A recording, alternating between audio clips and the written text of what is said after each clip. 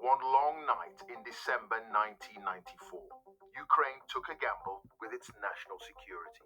After a journey to disarmament which lasted several years, the country negotiated away its huge arsenal of nuclear weapons. Budapest Memorandum, it occurs December 5th, 1994, but there were about 4 years of drama leading up to it. Flanked by heads of state from America, Britain, and the Russian Federation, President Leonid Kuchma signed an agreement which made Ukraine officially a nuclear-free state. And with the stroke of a pen, the world suddenly felt a safer place.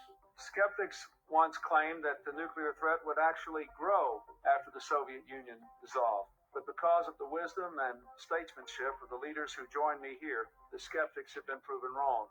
Nearly 30 years on, the Russians have invaded Ukraine, and the nuclear threat could be back. One announcement, Vladimir Putin left the world asking, would he? I'm ordering the Minister of Defense and the Chief of the General Staff to put the strategic nuclear forces on special alert. Russia has the biggest nuclear arsenal in the world.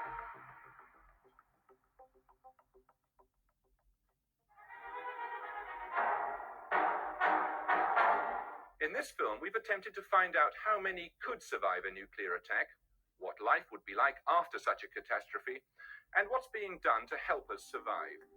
You may find some of this film disturbing. When I was a boy growing up in the 1970s and 80s, the nuclear threat felt very real. For people who survive, especially in the context of nuclear winter. You could protect people from the effects of fallout. You could build shelter. The Cold War was at its height.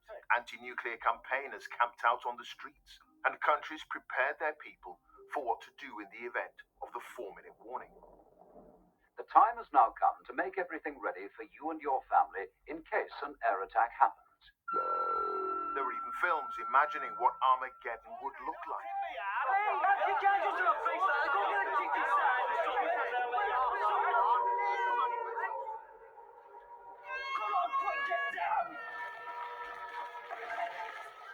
And it really was the stuff of nightmares.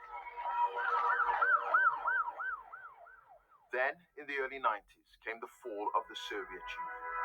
Good evening. 11 Soviet republics agreed to form a new Commonwealth of Independent States today and consigned the Soviet Union to history.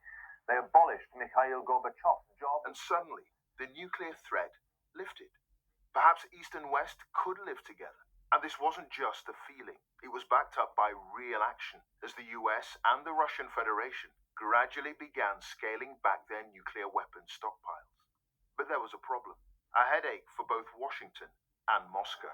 This weekend, there's almost certain to be a huge majority in favor of Ukrainian independence, as many as 3 out of every... One of the countries which gained its independence in 1991 with the fall of the USSR was Ukraine, and with its independence, it became the world's 3rd largest nuclear power. Former Ukrainian government minister Yuri Kostenko. We had approximately 2,000 strategic warheads, approximately 4,000 different kinds of tactical nuclear weapons, and around 1,000 soldiers and officers who served these warheads. Why did Ukraine give up its nuclear weapons? When Ukraine first declared sovereignty, this is while the Soviet Union's still going on, the declaration said, we're a non-nuclear state. Tom Blanton is director of the United States National Security Archive, based in Washington. Now, they're the place where Chernobyl blew up. This whole issue of nuclear power was a hazard, not an asset. Then, as the Soviet Union's fallen apart in the fall of 1991, the new leaders of Ukraine, they say it again, we're going non-nuclear. But the reason Ukraine gave up its nuclear weapons was to lift the blockade on Ukraine, because to keep them would have meant pariah status like North Korea today. And Ukraine needed access to International Monetary Fund. They needed aid from the United States. They needed Russian oil and gas. They had run up a bunch of debts. And fundamentally, the nuclear weapons were turning into little Chernobyls the longer they sat there. Not everyone in Ukraine thought the same over nuclear disarmament. Back in 1991, as a 16-year-old boy, Dr. Vlad Mykhnenko, now an associate professor at the University of Oxford, challenged the then President Leonid Kravchuk live on Ukrainian TV. We were members of this first Ukrainian medium grammar school, and President Kravchuk, who was just elected, was present in the audience. And then we had our Q&A with the newly elected president, and I jumped in because I was burning with fear that as we had declared independence and it was approved by referendum, there might be some backlash, and maybe even a military backlash from the Soviets or the Russian forces that were still stationed, obviously, across the country. And I asked whether it is wise to give up nuclear weapons, given that the threat is fairly obvious and evident. And I said, well, we shouldn't be giving up nuclear weapons because the Russians will not give them up, and so we'll be vulnerable. And the president's response was what? Oh, we're not that stupid, yeah. We'll make sure that international partners will provide us with enough security guarantees, and before that happens, definitely we'll keep the nuclear deterrent. Leonid Kravchuk gave lots of interviews in his later years, and he said that the pressure from the US has been so immense that he couldn't really resist. And the US only recognized Ukraine independence later when they received the informal assurances that that decision will be made. Do you believe if Ukraine had kept its nuclear weapons, Russia would have invaded? No, it wouldn't have invaded, absolutely not.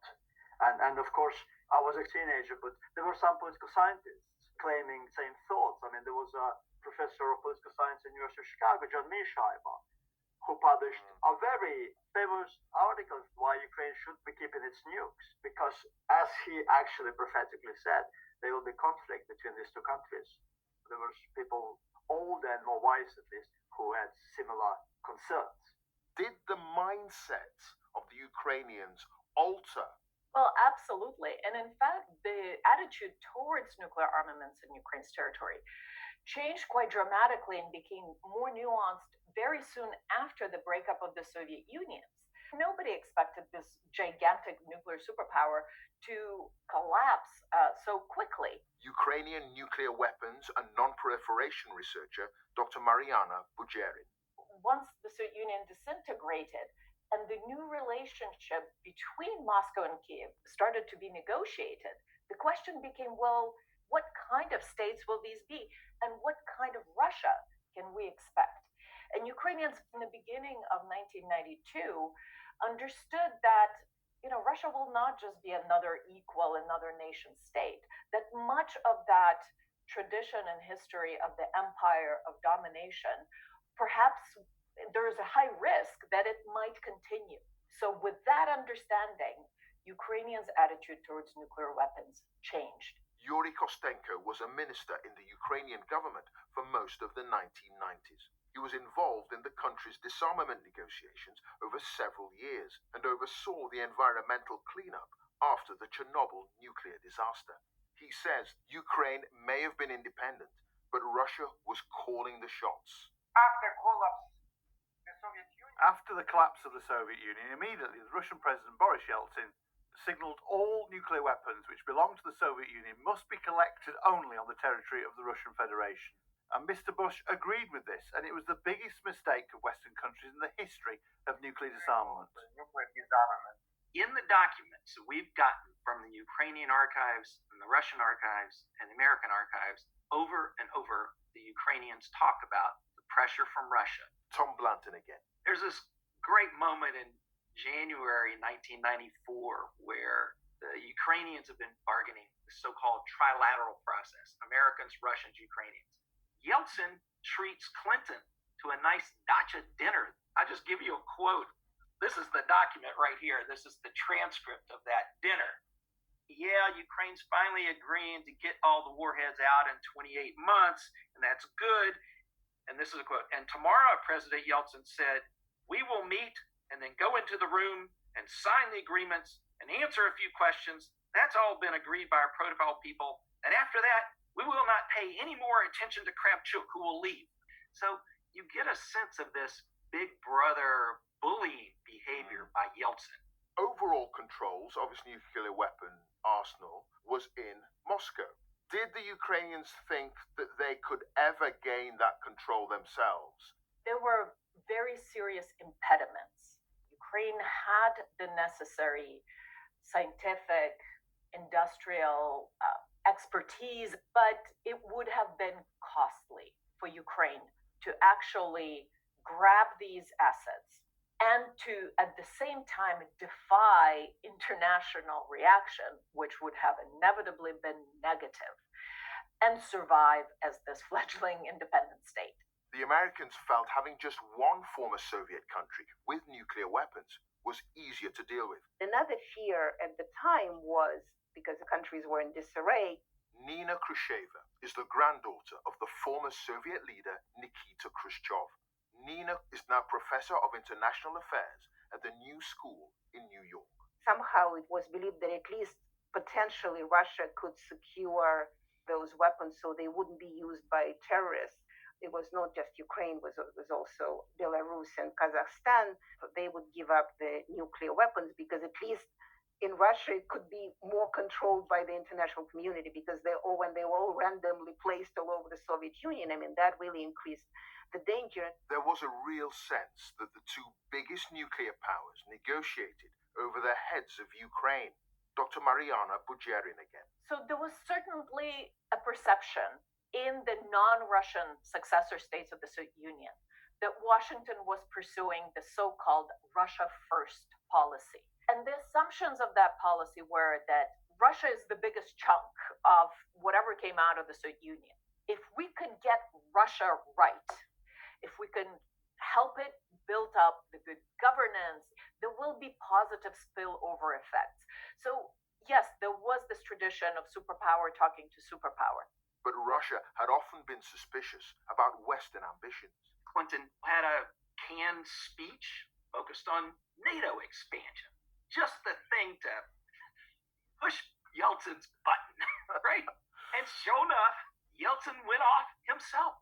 He said, "We've barely gotten out of the Cold War, and here, Bill, you're about to have a cold peace, a new dividing line in Europe." Ukrainians always suspected us, we suspected Ukrainians. It was completely kind of crazy. Nikolai Sokov worked for the Ministry of Foreign Affairs in both the former Soviet Union and the Russian Federation. We got really kind of paranoid, not only about Ukraine, but also about the United States.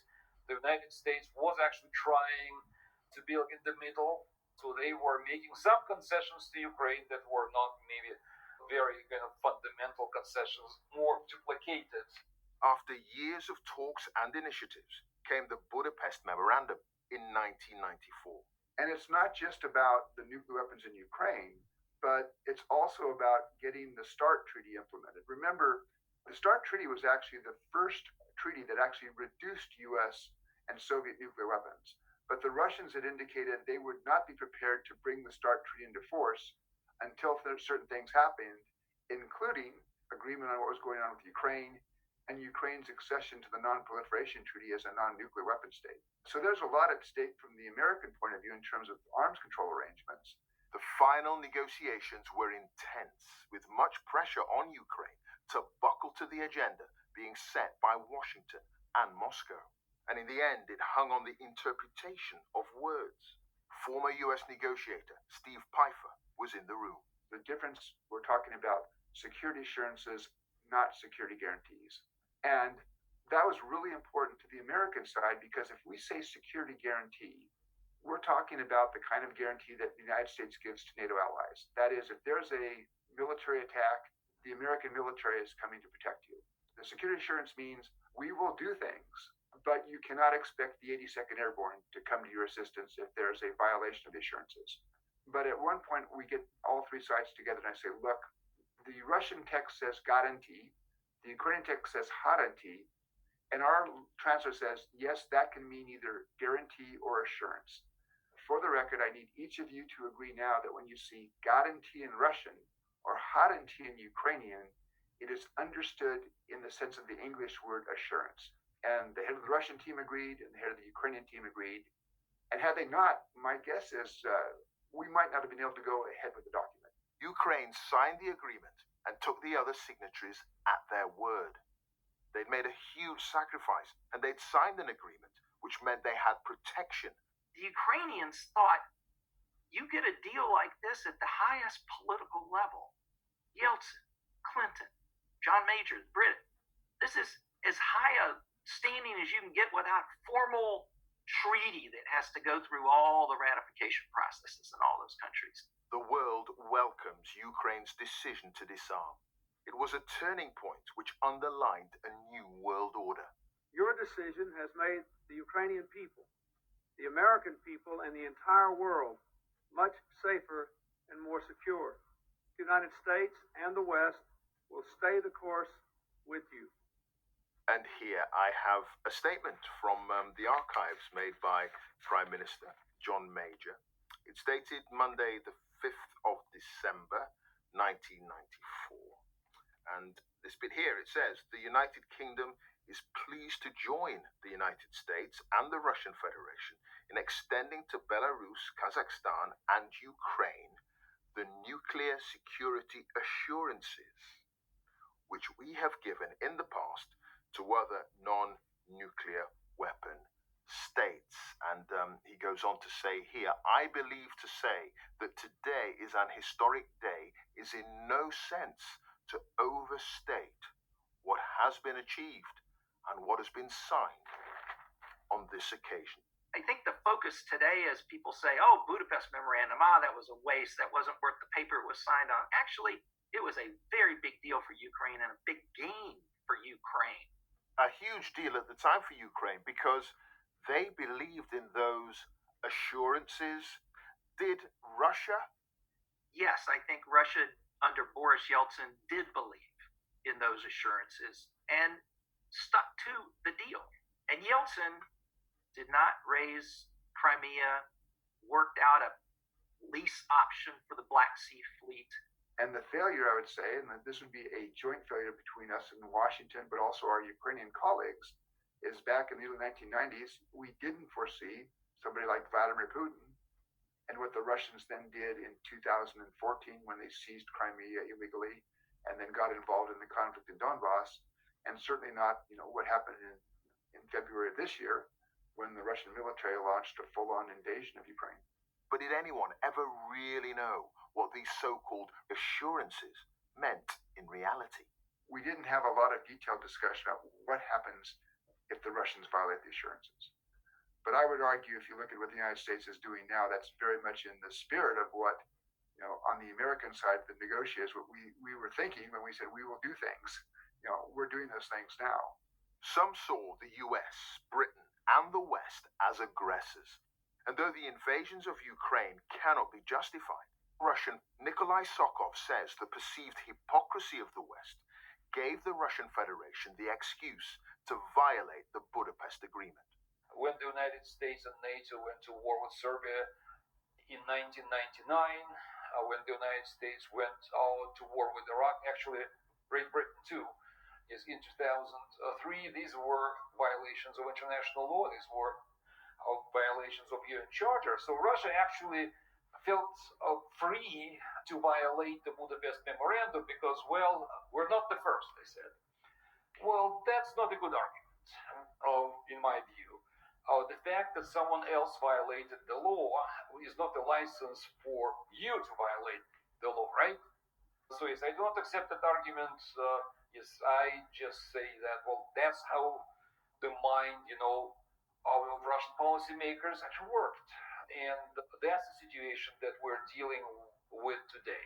Former British ambassador to Moscow, Sir Roderick Braithwaite. We say NATO is a defensive organisation. All it's there for defence. What are you worried about? Sir Roderick was John Major's foreign policy advisor in the early 1990s. He was also chair of the UK Joint Intelligence Committee. Well, if you're a Russian and you see the frontier of the largest, most effective alliance in history coming closer and closer to your border, you're bound to scratch your head. Then you have the whole story of Yugoslavia and Kosovo. We bombarded Serbia for 3 months from the air without the authority of the United Nations on a legal basis which we devised for ourselves. The next thing we do is bomb Iraq. Now, once again, you have a hugely powerful and effective alliance bombarding a country which is actually unable to defend itself effectively. and a lot of civilians were killed. And then the same thing happened over Afghanistan. When we say that NATO is a defensive alliance, the Russians say, oh, really? So they say, okay, we're bombing Ukraine, so what's different? I'm describing the argument. I don't accept it, but it is a plausible argument if you're Russian. It's easy to conclude Russia reneged on its side of the bargain. But what of the US and UK? Have they really done enough to honour those assurances they made to Ukraine? Big questions for Britain and America. If you sign these documents that say, I'll be there in your hour of need. Tobias Ellwood is chair of the House of Commons Defence Select Committee. He was also a Foreign Office Minister in the coalition government in 2014, when Russia violated the Budapest Agreement. I've been astonished, dismayed, in fact, that a country on the doorstep of NATO, after this Budapest memorandum, have been left out in the cold, essentially. We're doing enough to ensure that Ukraine doesn't lose, but not enough to make sure it can win. And Russia is recognizing that weakness, the fact that this memorandum is not being guaranteed. We're not honoring the commitments that we made back in 1994. You use the phrase, we'll be there in your hour of need. That hour of need came in 2014, didn't it? I think you could go back further than that. You could actually get an indicator of where Russia was intending to go in 2008, when South Ossetia, Abkhazia in Georgia was invaded. This gave an indication as to what Putin was up to, that he wanted to spread his sphere of influence in the Slavic region of Eastern Europe, which meant that Ukraine very much would be perhaps their next target. Donbass region was attacked. And I think there was just this hesitance to say, we need to continue to try and work with Russia to lure them into the international fold. What we don't want to do is actually trigger perhaps a return to state-on-state aggression. Clearly, Russia has continued with its strategy and taken advantage of, I'm afraid, the West's timidity. So to be clear, the memorandum was a mistake, and keeping a nuclear deterrent would have been the best way to protect Ukraine. Yes, the manner in which it was written was not robust enough from a almost a technical legal point. So it goes back to that fundamental question as to whether, when you write these documents, how committed are you to actually see them through in a country's hour of need? Kuchma, who was the Ukrainian signer of the agreement in 2018, said it was a mistake. Nina Khrushcheva again. But I don't know what they could have done and how they could have done differently. In fact, they were quite pressured by the United States. Those rockets from the Ukrainian territory were actually aimed at the United States. My fear that whatever we're seeing today could have happened much earlier. One of the arguments for the current invasion of Ukraine is that President Zelensky was speaking about reinstating the nuclear status of Ukraine, and that made the Russians very worried. What if Putin would have worried in the early 2000s? Ukrainians believed in guarantees as they saw them. Those turned out to be hollow assurances. Canadian-Ukrainian Lyubomir Lechuk has been warning against trusting others with Ukraine's national security for the past 30 years. The professor of political geography first wrote about it in 1991. One of the Ukrainian officials I was talking to said to me very bluntly that the 1994 Budapest Memorandum is toilet paper. The Budapest Memorandum is toilet paper. Yeah. You promised you would protect us. You weren't really there. So you really didn't promise, did you? Oh, now you're saying that your version of the document is just an assurance, not a guarantee. Well, that's not how we read it. Most of the people you've heard from in this program have devoted their careers to nuclear non-proliferation. With Putin's invasion of Ukraine, has all that work been in vain? I have to say, it's personally disappointing me. I probably spent half of my career when I was in the U.S. diplomatic service working on trying to improve relations between Washington and Moscow. Certainly on the nuclear side, I mean, again, at that point, you had kept the world from potentially adding 3 or 4 nuclear weapon states. In those circumstances, would it have been possible in 1995 to extend the Non-Proliferation Treaty? Since then, India, Pakistan, and North Korea have tested nuclear weapons. But there might have been more countries. We did have hope. This was a lot better than not doing it. Getting those weapons out of Kazakhstan and Belarus and Ukraine. I mean, there was smuggling of nuclear materials out of weapons bases during that period. We helped the Russians crack down on the security of these places. That was actually a very good thing to do. I don't think one need be cynical about that. And what about the bigger picture? Do the events of the past few months prove the world has been caught napping when it comes to nuclear arms? We've had 30 years of relative peace. I think the West, NATO in particular, has perhaps been too complacent about noting and addressing the rise of the threat that has come from the Kremlin and Putin specifically. I mean, I think we've been lulled to sleep by the notion that somehow nuclear weapons are less important, when in fact, as NATO admitted in 2010, they are the supreme guarantees of a nation's or a state's security. So many of us grew up in a world where the threat of nuclear annihilation was seen as a very serious problem, and indeed it is. If I could make the world nuclear weapons free, the reality of it is it's not. And every state that sees what has happened to Ukraine and has the potential to become a nuclear power, I suspect will. And every state that has nuclear weapons and has seen what happened to Ukraine would be foolish to give them up. What would your grandfather have thought of all this going on now? On one hand, I think Nikita Khrushchev would have been appalled that the country that he started raising from the ashes at the end of World War II now is being bombed by the man in the Kremlin. On the other hand, he was a centrist like all of them. And, maybe he would think that in order to oppose the West and West domination, and we really need to show them, I do want to think that his love for Ukraine in contemporary environment would be stronger than his support of the Kremlin, because after 1964, when he was ousted, he was very, very critical of a lot of Kremlin policies. So by 2022, he probably would have been even more critical. He certainly would have been incredibly critical of Putin. Khrushchev thought there is nothing more dangerous for the Russian state, for the Soviet state, the KGB domination. As the war grinds on in Ukraine, perhaps it's time for the world to reflect on what these agreements really meant and could mean for the future. Budapest was heralded as a huge moment in history, only to be so easily swept aside. Can we ever really trust signatures on bits of paper without legal underpinning? When I was growing up, we feared nuclear war, but the parameters seemed fixed. The violation of the Budapest Agreement and the invasion of Ukraine has blown all that wide apart and leaves the world facing a much more precarious, perhaps dangerous, new nuclear age.